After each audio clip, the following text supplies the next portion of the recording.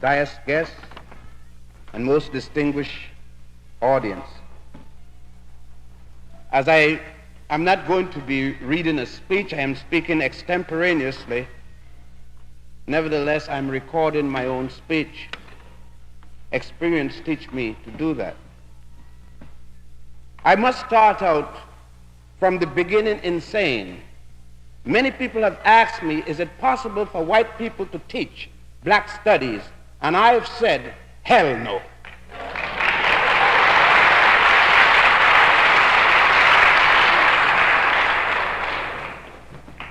A man's history is not just some dates and names written down. History has emotion in it. And history is interpretation of events passed by. No white man can interpret my history for me, just as no Irishman will accept the interpretation of Irish history by an Englishman. Many people, whenever I start to speak about my slavery and my enslavement, I always hear that the Jews were enslaved, as if the Jews were somebody else than me. But if they said some Europeans call themselves Jews, then I know what they're talking about. So already you could see why I have to tape my own speech. Because I know the governor will hear about it in the morning, probably tonight. And most of us here look like niggers. That's what they call us, PhDs or not.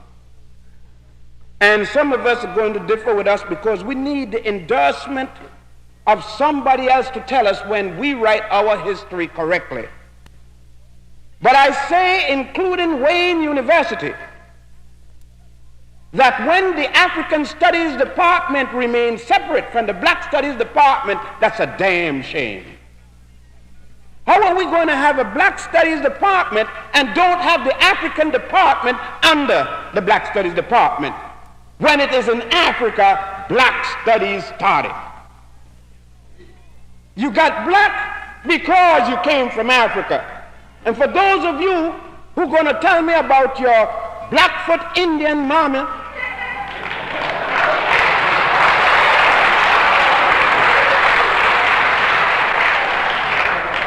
and your salmon-skinned French papa, I want you to know that you don't get discriminated because you came from German stock, but you get discriminated when they could see the least little tip of Africa jumping out you know what. And it is that part that I'm going to deal with to show you that it is nothing to be ashamed of, and secondly, that there would be no European out of this cave if it wasn't for that same Africa. I start out by saying there is no such thing as Greek philosophy. When a university speak about Greek philosophy, they're a bunch of damn liars. And it goes to anyone that would say, anyone, black or white, that would say there's such a thing as Greek philosophy, then I say that sucker didn't read. Who are the so-called Greek philosophers, and when did they start with Greek philosophy? The first of the Greeks that we're to hear of that's supposed to have had any kind of education is Homer. And we're to hear of African civilizations, and that's using that word with quotation marks, thousands of years before there was a Greece. Even before that land was called Pyrrhus, Pyrrhs. We are told that there was some guy called Hippocrates, and he was the father of medicine. How the hell could Hippocrates be the father of medicine? And we find him taking an oath to Imhotep, the great African whom he called Escalipsus. Imhotep lived more than 2,000 years before the birth of Hippocrates. And yet, Hippocrates is the father of medicine. The same damn nonsense we heard again with Herodotus. Herodotus, they say, is the father of history. How could he be the father of history? And the first time we hear of Herodotus, he's on his way going to Egypt to get his education in history. And that's 457 before the boy named Jesus. We get to him in a minute.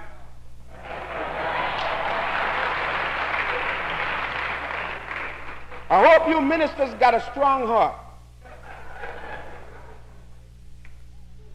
But that same Herodotus, the professors in the various university quotes, but they do not quote Herodotus book 2, because Herodotus book 2 states this, and I am going to quote.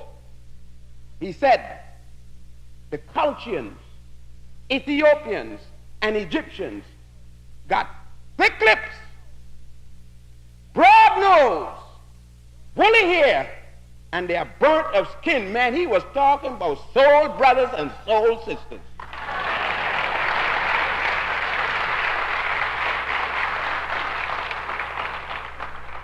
He was talking about northern Africa, Egypt in particular, Ethiopia, and culture.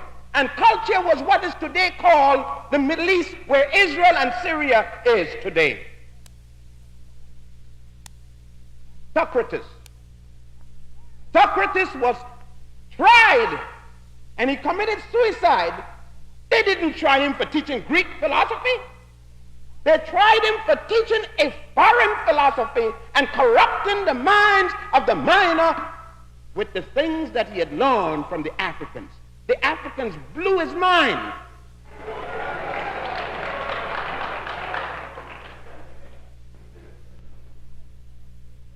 What they're talking about, here's Plato.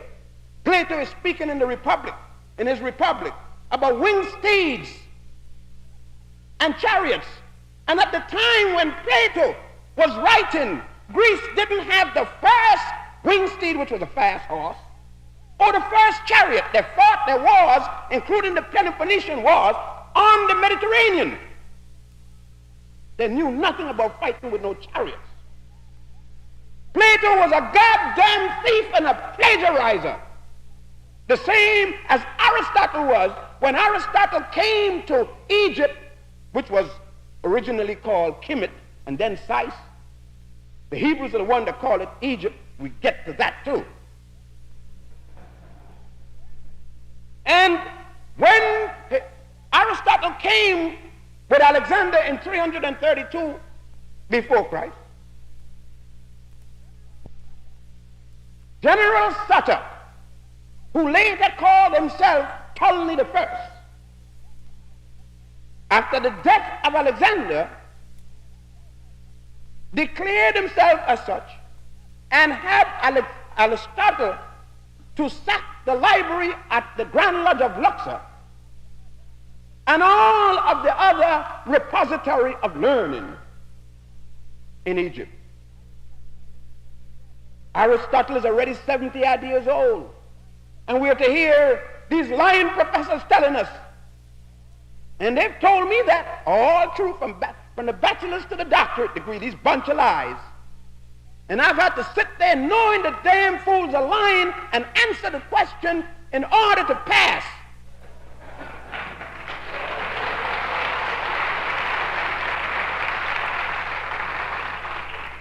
Man, I'm not sorry young black people blowing up these damn buildings when they tell them that junk. I had to stand there knowing that they're lying, because people saw to it that I read other books, that I read the Book of the Dead. My father saw to it that I read Man and His Gods. My father saw to it that I read the Osirian drama, the Papyrus of Andy. Those things that I'm naming to you exist before there was the first Jew in the world, before Adam and Eve was made by man.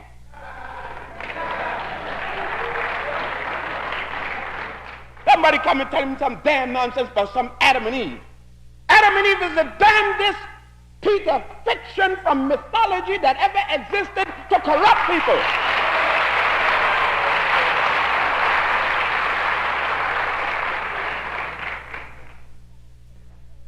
Same type of thing that told you, and you go to church every day to hear some chicken-licking minister get up there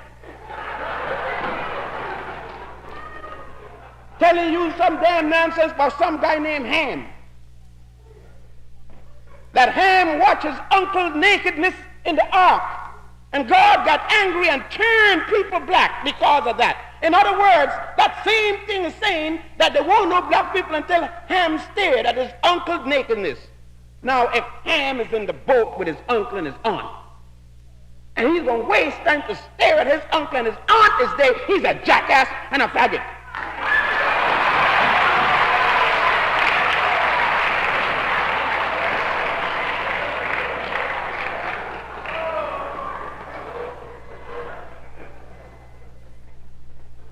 This piece of nonsense that have been perpetuated in black people for so long continue to be the basis upon which we rest our hopes.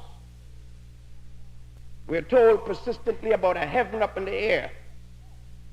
And when the book of the dead, the ancient papyrus of Annie tells us that heaven, which they call the netherworld, is down. That's why the pyramids were built where the pharaohs placed their bodies as low as they can, because they're in that context of the religion of the worship of Ra, related to a God and a heaven in the inner part of the earth. We talk about Moses, Abraham, and all these kinds of things. And they start to tell us about the Pharaoh and Moses. And we feel, bunch of fools we are, we are so sorry of what happened to Moses and the Hebrews. And we're dung in the Pharaoh, but we're so stupid we don't even ask them which Pharaoh. The word Pharaoh means king or queen. They don't even say which Pharaoh Moses had to fight with. Now, we know if there was a Moses based upon that book called the Bible, that Old Testament, and it says the first book is Exodus, or the first book of, it's Genesis, the first book of Moses. Now, if they had no book until Moses, because he wrote the first book of Genesis, damn, that's a young religion. Moses was just yesterday. I haven't touched Zinjanthropus Boise yet. And that African was 1,750,000 years ago. Now that means that Adam didn't know that Eve had that thing yet.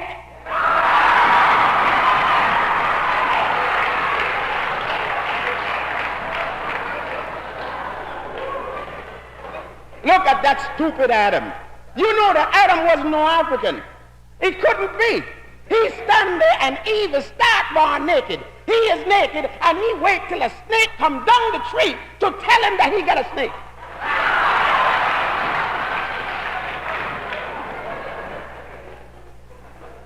Man, and that's some, and I bet they were talking that nonsense all day long today. And you paid money to hear that minister talk that jive.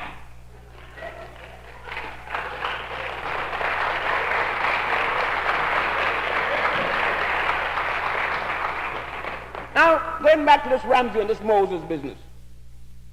In the first place, you don't understand that Moses and Ramesses are two Africans. This whole damn thing is taking place in Africa. Egypt is still in Africa. I know that you may think it's in Washington with Dick Nixon, but it isn't there. Egypt is on the continent of Africa. Mount Sinai is still in Africa.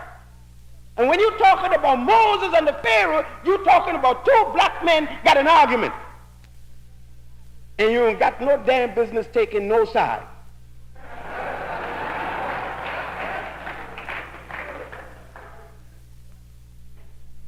But if you got to take a side and you say you believe in the Bible, then you got to take the Pharaoh side.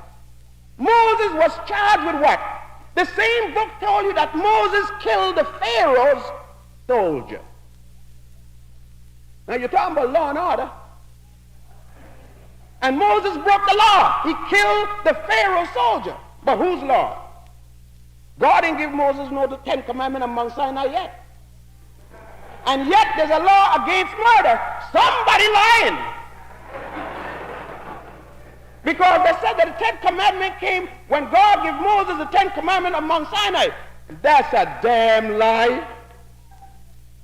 There were laws against stealing before Moses reached Mount Sinai. Before Moses' mama's great-grandmother 10 times removed, there were laws against stealing.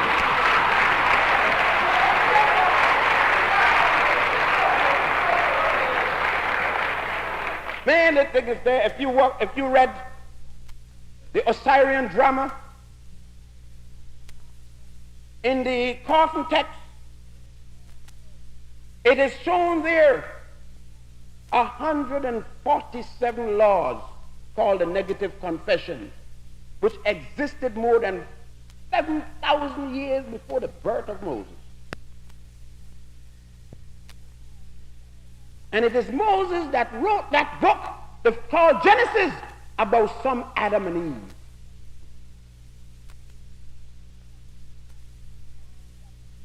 We find that Ramesses II, who Moses is supposed to have the argument, reigned in the year 1298 to 1232 before Christ. That would make them quite young people when you're talking about African history. And we continue to talk about African history, and we start with North Africa. African history didn't start in North Africa.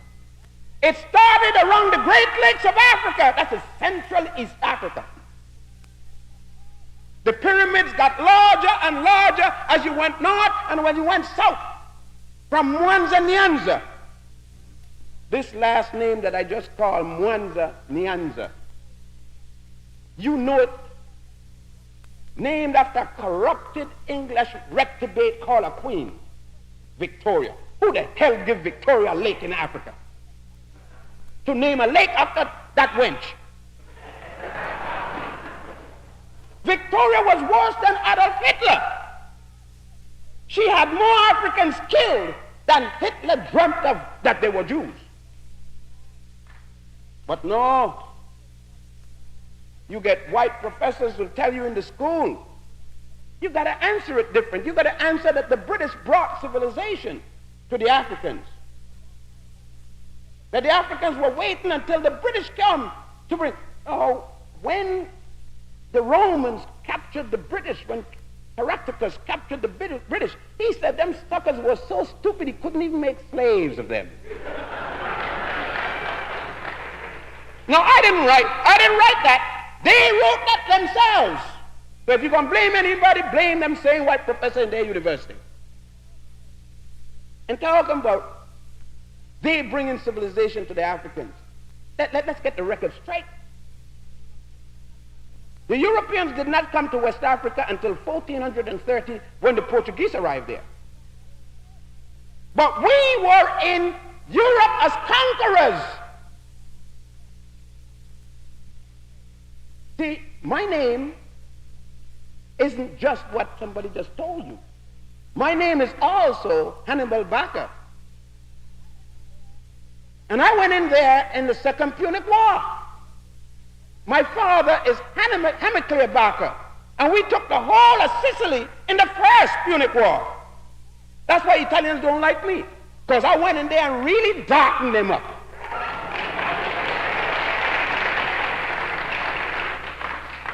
Oh, I got more names than that. My name is Tariq. And I went into the whole Iberian Peninsula in the year 711 with 100,000 black soldiers. All the way up to France and locked up with Charlemagne. And he and I had it out. And I stood there until 1485. The last of my people been driven out of Granada, Spain. For over 700 years, and I carried in the youth I taught the European to take a common bath.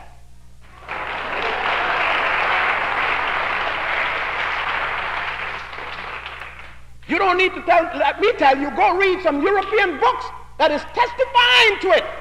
Stanley Lane Poole wrote the very best book called The Moors in Spain. James Soames wrote another book called The Coast of the Barbary. And in those books and others speak about the common bath that the Africans brought in from Mauritania. We carried the use of linen as underwear. We built the Alhambra. We carried the theatrical arts to France with Alexander Dumas first, second, and third. What are they talking about? They haven't arrived in Europe yet. I mean in West Africa yet. When they came to West Africa, we had the empire of Songhai, or Songhai as you call it. We had the Truckler Empire already existing in Africa. Kanu states were already existing. The Manikongo and Bakongo Empire of the Congo states were already existing. Monomotapa was already existing. That's the whole empire that what is now called South Africa. Bunyoro states was existing. Kush, Ethiopia, was existing. The oldest nation on earth in historical records still was existing. Punt, which is today called Somaliland, was existing before they arrived. What civilization are they talking about? Talking about Christianity, how could the Europeans bring what they do not still have? And when they're talking about Christianity, it was Constantine the Great in the 4th century that made Europe a Christian nation. Ethiopia was already a Christian nation 124 years before, under the King Abraham. The church, the Christian church, started in Egypt with Pantheus and Origen, 2 Africans who became the 2 first bishops of the church. That time there were no pope yet. They ain't had no faggot running around with no little hat.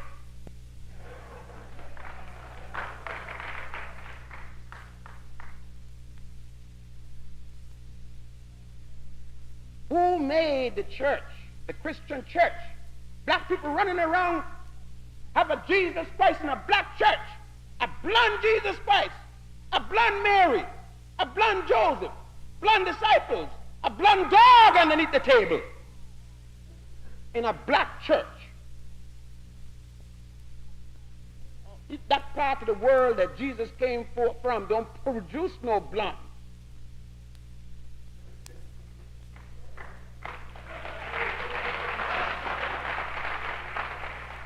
If you blonde when you get there, in 3 months' time, you look like a chocolate cake.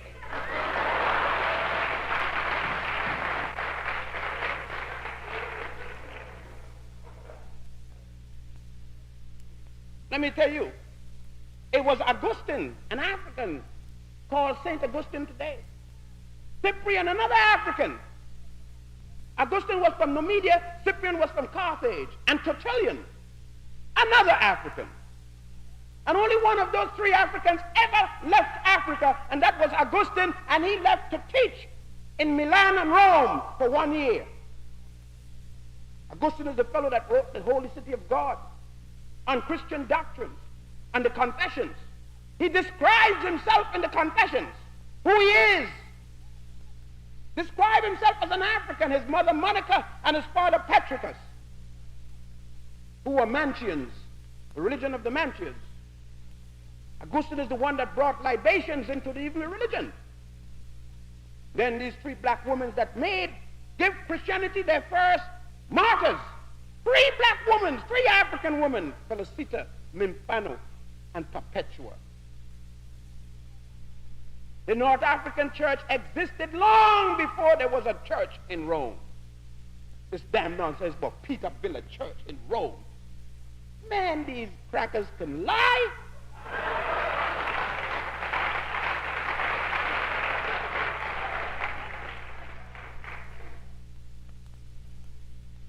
talk a little bit more about some other little things here. You see why black PhDs don't like me and I stopped using that letter behind my name? Because you see, they ain't not going to tell no truth like that because they may not get their appointments next year. They may not renew their contract. I ain't worrying about no goddamn contract. If they worry, but let me tell you something, just like your mama went and scrubbed them floors to give you an education, then you're going to have to scrub floors if it means that you've got to deal with yourself. I got to live with me. And I'm a hell of a guy when I go to sleep. I want to rest. I don't want to be dreaming like Martin Luther King. Because I'm not going over no mountain. If I'm going over the mountain, somebody going with me.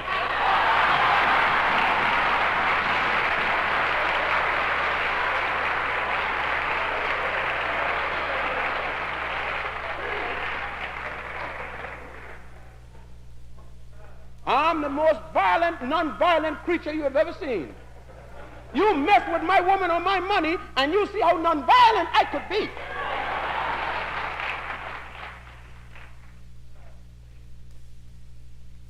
But getting back to where I was saying, we've got to understand, basically, that the Tarzan and Jane movies will still continue. We should be able to burn theaters down the public that still show that junk to our children. Because Monomatapa, the southernmost tip of Africa, when the Portuguese Bartolomeu Dias came there in 1486, he met the Africans there, and he wrote about them in the logs of his ship, and he described them as people wearing and bedecked with jewels, the eyes a European have never seen. As late as the 17th century, we find Leo Frobenius, the German historian, speaking in terms of the people of West Africa. And I quote him, "Now, for leagues and leagues, you can see men, women, and children sitting on hassocks made of silk and velvet, their horses with bridles of gold and sapphire, studded with emeralds, the likes you have never seen." Now, this is a European way back there describing the West Africa he met when he arrived there. And some damn stupid, ignorant missionary going to come there and tell me that when he came to Africa, he met Africans eating each other. And the African didn't eat him yet. What kind of a jive? If the Africans were eating each other, how he got so close and an African didn't eat him? Are you going to eat pork chop every day and a lamb comes up and you don't try him once?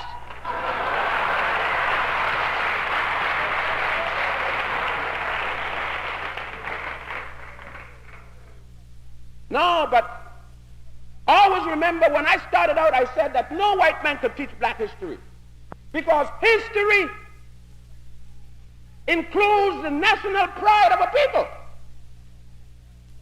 The man who interprets your history and writes your history got you. If that's what you're going to accept. If you look at the geography maps, they got North Africa being Caucasian. They even got Ethiopia as Caucasian. I didn't even know I was a Caucasian.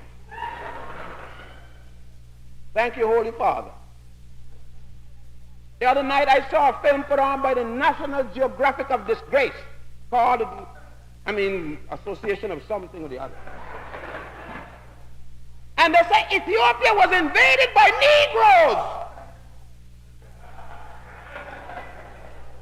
Negroes. You should see that thing if they play it again. The man that put that thing on must have diarrhea supreme.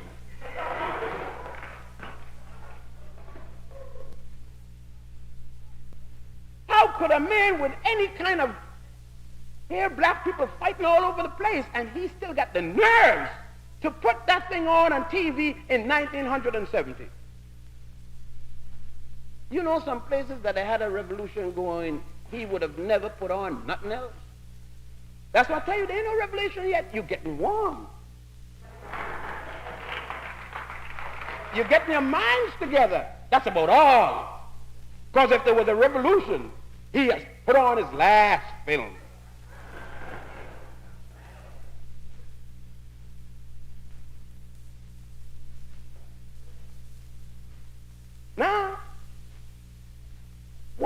it that they have to make North Africa and East Africa Caucasian?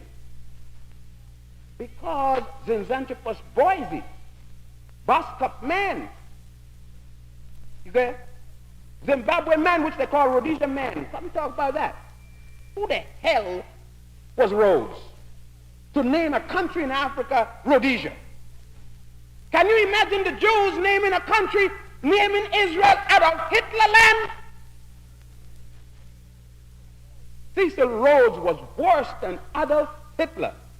Cecil Rhodes, Winston Churchill, may God bless his damn soul in the grave, and may it never come up.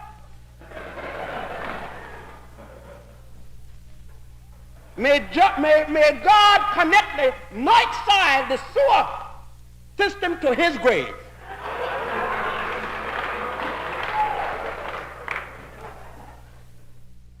And the same for de Gaulle. And the same for Lincoln.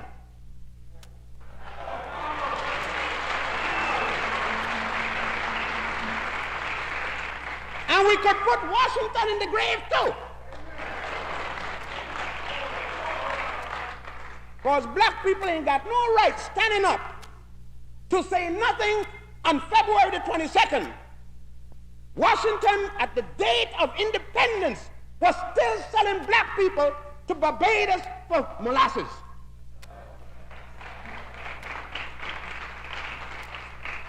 Every man that signed the Declaration of Independence was a slaveholder, including Thomas Jefferson. When the flag went up, it did not go up for black people. It went up for one Englishman fighting another Englishman. It went up for the English in America. By that time, they had all but exterminated the indigenous people they call Indians. Cecil Rhodes turned the African southern end of the continent into a sea of blood for the riches of himself and England. Cecil Rhodes was no different than Leopold, no different than any of the robber barons of the Americas who joined in with Stanley, Henry Morton Stanley, and Leopold II. Those men who brought about the Berlin Conference, which was held in November the 11th, 1884 to March the 15th, 1885, discussing how they're going to carve up Africa into the political geopolitics that Africa is now. A subsequent conference which was called by Leopold after they had given to Leopold the entire Congo as his personal estate. The United States government of America was a party to the Berlin Conference that helped to cut up Africa. And when we talk about the church, and when I talk, you may figure that why is he so angry? He is so emotional. Any black person that don't have no emotion, you're damn dead.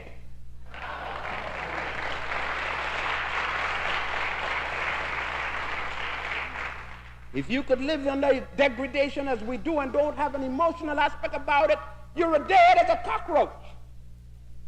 And cockroach aren't dead. You let one pass across your food and eat it and see if he's dead. You'll be dead. I don't have no use for European Christianity because it was a European bishop by the name of Bartholomew Las Casas in the year 1503 who joined in with Pope Martin V to bring Africans who were then in Spain after they had lost their power to the island of Haiti, which they call Hispaniola, and for the first time established chattel slavery. How can I have use when John Hawkins, the head of the British slave ship, the boat which he had as the flagship of his fleet was called the Jesus Christ? The Reverend John Hawkins, the bishop stood at the pier collecting 25 cents a head for each African that went on the slave ship to cross the Middle Passage. The church was made its fortune on the backs of black slaves. I say if a black man wants to be a Christian, he has a right to be, but be a black Christian.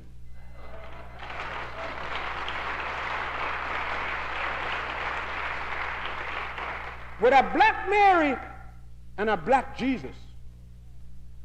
Don't tell me about no God. Jesus didn't have no color. If he didn't have no color, how the hell they saw him? And Mary was no virgin. Ain't no damn way no virgin gonna get pregnant by an angel that ain't got a penis.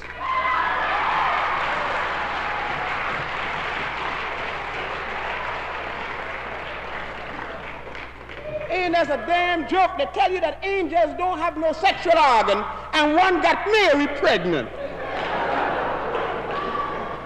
Man, somebody's jiving. And then the same damn book tell you that James was Jesus' brother and James was older than Jesus. So Mary had a baby, went to the blacksmith shop and got back a new virginity. That's what the young brothers were talking about. Fairy tales.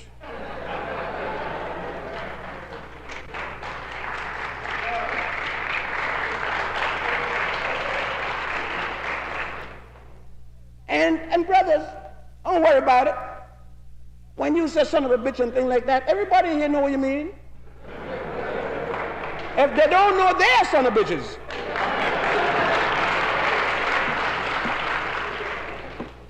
I told you, people with PhD, when they drink too much whiskey, get inebriated. And those of us who don't have PhD just get plain old drunk. Had a friend of mine up at Cambridge, and the sucker was so glad he could speak the King English to the extent to which he did. Came and told me one morning, Joe, decipher this. Extricate the quadruple out the vehicle, come unto me in the morning, I shall compensate thee. I say, oh, you said, you sucker, you. Is that I must take out a goddamn horse out the carriage and come in the morning, you're going to pay me for it. I says, if I take the car out the horse, tonight you're going to pay or you're going to die. See, now all that nonsense about extricate the quadruple out the vehicle.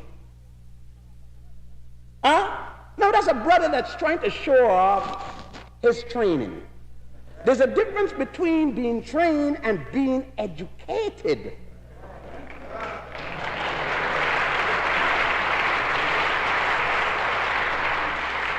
For a long time, I was a trained SEAL. Man, I believed that all them degrees and paper and whatnot was a lot until my father caught hold of me one day. And he said to me, son, I got to talk to you because I sent you to school, but you're not, isn't that what I sent you for? You something wrong. You didn't come back the right way, son. He said, let's sit down here. Let's talk. You know, my father and I always had a conversation. We never had an argument. My father believed in modern way of bringing up his children. When I argue with him, I find myself flat on the ground with blood in my mouth. I was modern. So I got the message that you don't argue with the man who paying the rent in the house. And so my father said, sit down, son, and with all the degrees and things, I sat down, realizing the situation if I didn't. And he says, son, contemplate on this a little. He says, son, the man that gave out the first degree, what did he have? Man, Dad walked out the room, he didn't wait no more. And he says, don't give me the answer now. Wait till you're about 100. And then tell me. Because I know the answer. That's why I asked you a question. And you know that when I found that thing out, it took days. I've been bothering with that thing. And I found out that the man that set up the rules for the degree had none.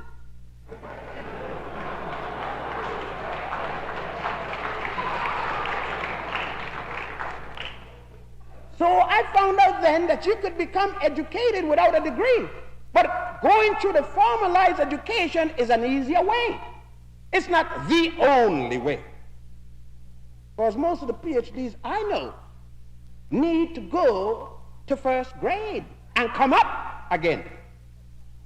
Because they look no different to me than trained seals. What good if you get all that training and you cannot apply it to your individual situation? What good is it if you go to an institution where you're one of 3 black students out of 40,000 and you come trying to implement a white society value into a black one? What good? I see a bunch of black ministers talking some damn nonsense about illegitimate children. That sucker should be shot with doo-doo.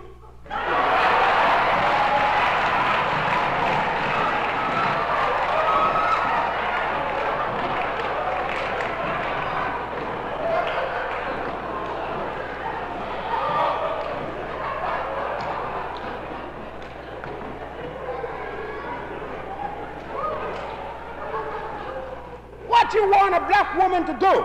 She don't have enough money for divorce. They didn't have no abortion in those days. She couldn't afford contraceptives. You wanted to plug up her vagina? No, go on, sister. Get your man. It's a normal thing to do.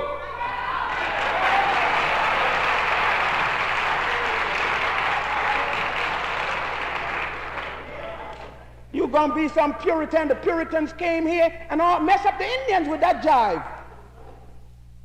Ain't nothing wrong with sex. That guy Paul, some woman got hold of Paul and blew his mind. And he hated women and brought that nonsense into religion. The sex is bad. Look how the book started out. Adam and Eve got some sex going for them. And God, who said, let us make man, God had his old lady with him. And God is going to get mad because Adam and Eve suck it to each other. Now, how the hell are you going to have children if they didn't suck it to each other? God is man, and then he says to her, go do it again, go multiply.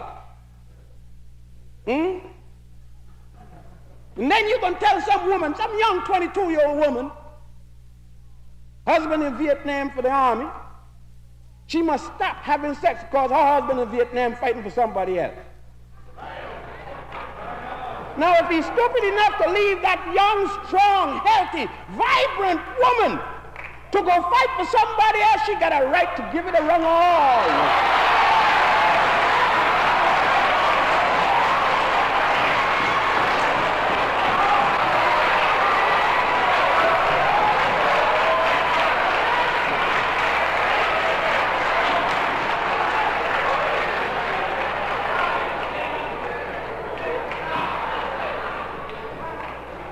Man, we got to come up with some standards and values of our own. We've got to establish values of our own. Northwestern University, Harvard University got no right setting no values for black people. They don't know how we think.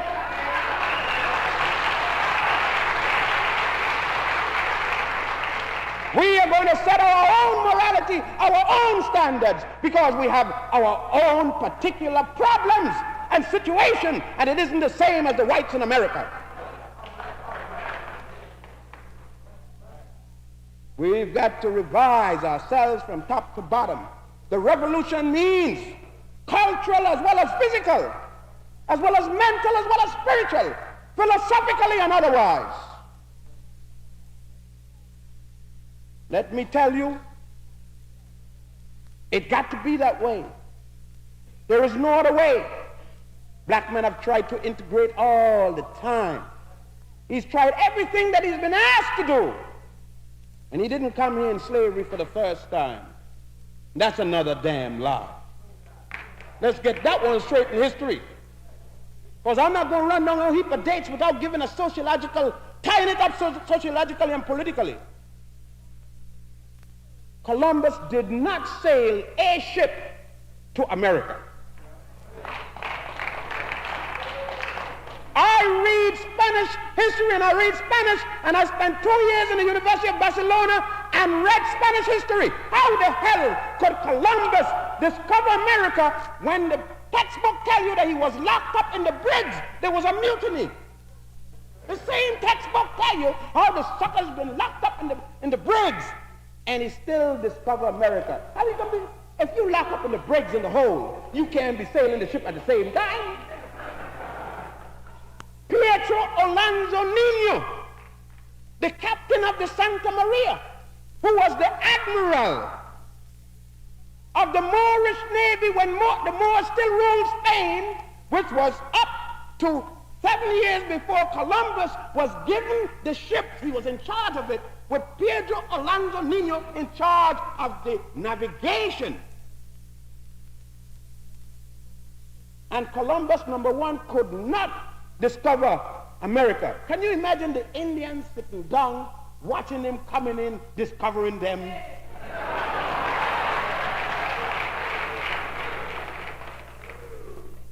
Man, it's the way that history is twisted. Cortez comes to the Aztec country, which is now called Mexico. He doesn't understand the high culture the people had developed with their own pyramids, and he destroyed it. Juan Pizarro comes to the Incas in Peru, meet a high culture, doesn't understand it, he destroyed it. And they talk about bringing civilization. How can you bring civilization and you exterminate nations of people? What kind of civilization are you referring to? We look and examine the Africans. They can't let us even read it. They can't even teach us European history correctly because we would find too many Africans in there.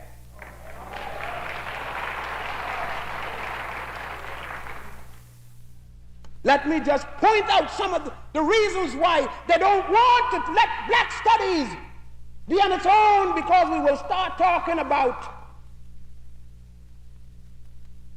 Emperor Septimus Severus, the African who became emperor of all Rome. That include Ireland, Scotland, Wales, England, Germany, France, Spain, Greece. Talk that talk, Joe.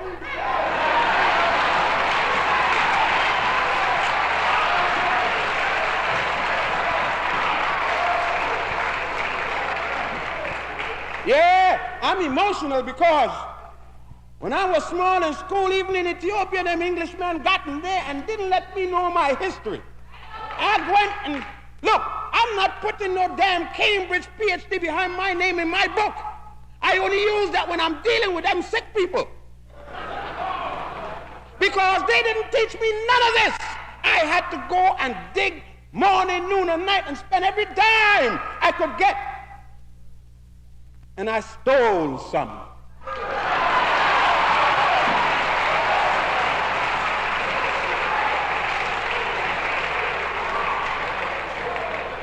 And if I get in the bank in Michigan, I will steal more. I have no scruples. 40 acres and a mule don't pay me for the slavery, the enslavement of my ancestors. That's no promise for me.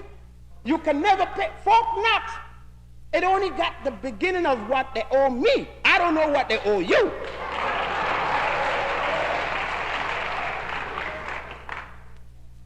Let me go ahead about this thing here we're talking about. Septimus Severus died in York, England, that African emperor of the Roman Empire. And his son Caracalla was the one that fed the Christians to the lion. Why did he stop?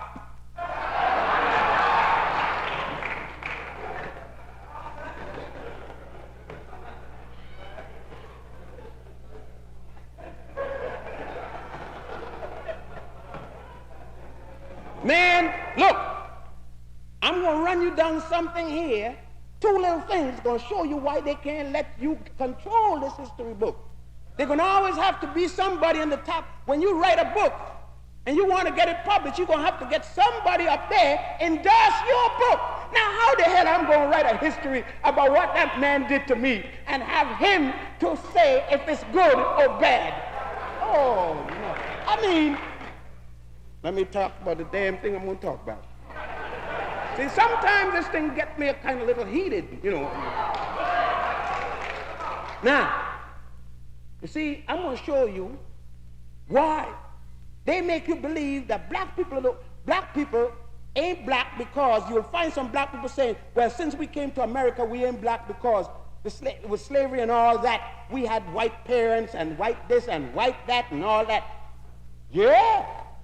But if they still stay white in Europe and they had black parents and black parents and black parents, and they still white, let me tell you, even the Queen of England is a nigger. Oh, let me jump back in her genealogy tonight and tell you a thing or two about that nigger cousin of ours. It would seem that history said, I know some of you who got the Queen as relative too, I hope you don't get very sad because I'm upsetting much of your apple cart tonight, but that's the way it is. Now, it would seem that history says that there was a fellow by the name of Alessandro de' Medici. And Alessandro de' Medici was the reigning Duke of Italy. See? Florence. Now, who was Alessandro de' Medici? He was the son of Cardinal Constantine. Now, that got you all shook up already. How could the cardinal have a son? You know, it ain't long that they stopped sucking it to women all over the place. And they still do it. Ask some of the sisters. Now, this Cardinal Constantine became Pope Constantine also. Well, his woman, not his wife. Hear them talking about morality? The cardinal's woman, a black woman, another man's wife. Man, don't trust them guy telling you about morality. As soon as they tell you about morality, take your right leg and slap it together, because that guy is the same guy coming after your wife. And if you ain't got a paper for the woman, you know he ain't gonna worry about you at all. Now, Cardinal, so we established, number one, Anna, this black woman, from Ethiopia, that soul sister. And this white cardinal got this boy, Alessandro de' Medici. You see a picture of him in Blackman of the Nile. I got a good picture of him there, taken from his own, the palace that is now a museum. And Alessandro de' Medici married, listen to this now, this black boy marries the daughter of the Emperor of Austria. This black boy and the daughter of the Emperor of Austria had 14 children. Strong black boy.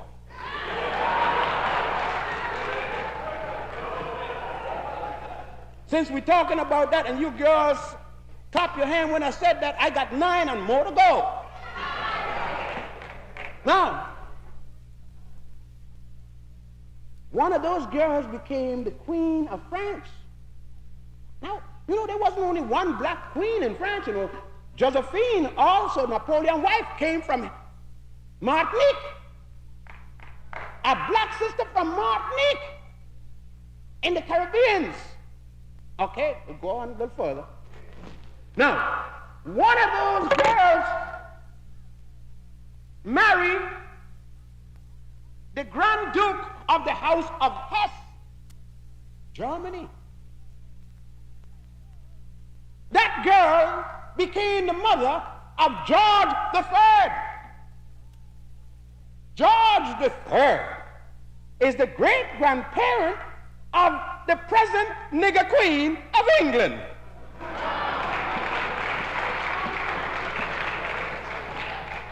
We got our family in the strangest places. I think Dick Nixon better check his records very close.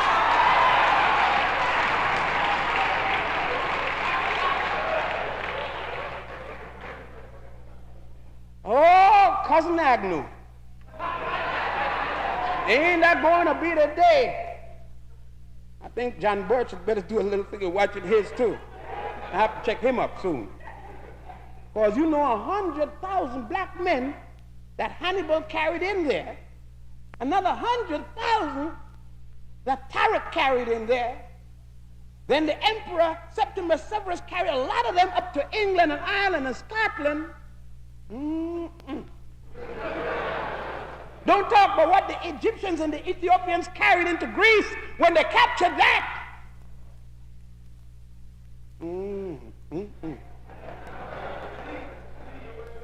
It's a strange history book. Well, now you may say that's England, but they ain't white. Well, let's go a little higher up to Sweden. See, I like to deal with, when you're dealing with something, you go right where the nitty-gritty is. See what I mean? That's what the sister said. Don't play if you're going to do something. Do it. Playing around. Next thing you know, I'm going to have to go out in the street and get things straight.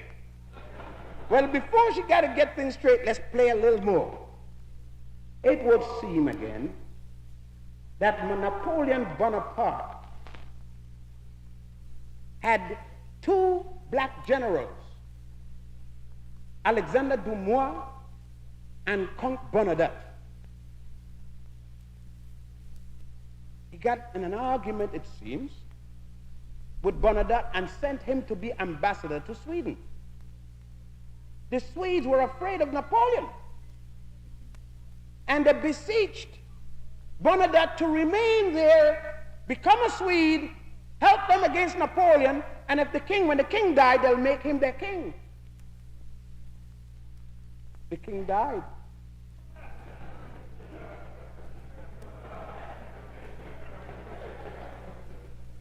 The king had no heirs. This black man became king. He was still strong. Took on the princess. Slapped 15 babies to that princess. And them children are still on that throne. Man, Lord, we even got blonde niggas. Well. It would seem, that history had played some very serious tricks. And those of us, yet the Europeans maintain that they are Caucasians. Now, if the Europeans did the same to us in America, why we still Africans? You know what I mean? When a conquering people comes into another man's land or enslave them, they don't take the blame for their mistreatment. I am not ashamed of slavery. All of mankind have suffered it.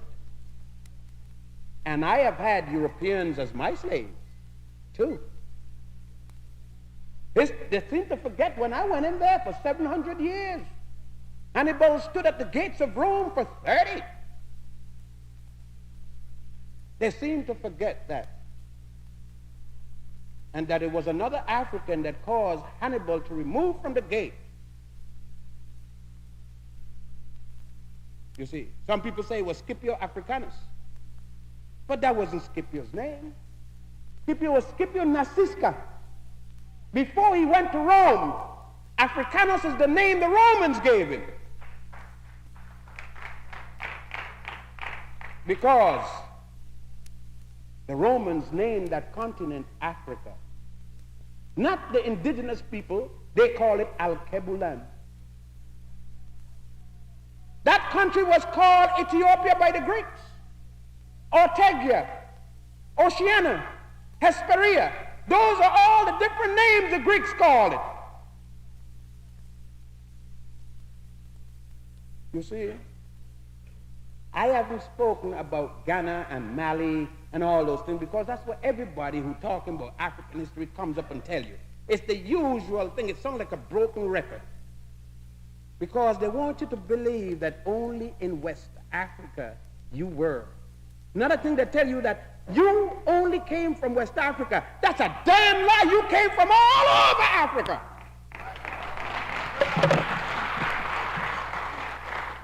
The slave ports, the shipping ports, notoriously called factories, were primarily on the West Coast, but they brought you from all over. And those of us who gone Muslim crazy, let me talk to you about that. You've gone from the fire to the frying pan. And you mean you're going to still get your behind burnt, maybe a little slower. The Arabs enslaved the Africans before the Europeans did. In 640, the year 18 of the Hegira. And the Hegira means nothing more than the year Muhammad fled Mecca to the oasis of Yathrib and had to call upon the emperor of Ethiopia to save him and send and tell the emperor, don't forget that my grandfather is an Ethiopian. And it was another Ethiopian that made Islam what it is, not Muhammad. Muhammad couldn't read and write. From the day he was born until the day he died. It was the man called Hatzad Bilal ibn Rabad who wrote the heavenly scene in the book called the Quran. Al-Hadith wrote most of its poems, another black man. It was that same Bilal became the first Muezzin, head of the embassies, treasurer of Islam, who served not only Muhammad, but Abu Bakr and Omar the Great, who died at 112 years old. Yeah. You join in religion again without knowing the history of the religion. What good is the Bible without the history behind it? That goes for the Quran and the Torah or any religion. If you don't know the history of your religion, you're nothing but a damn fool in the religion.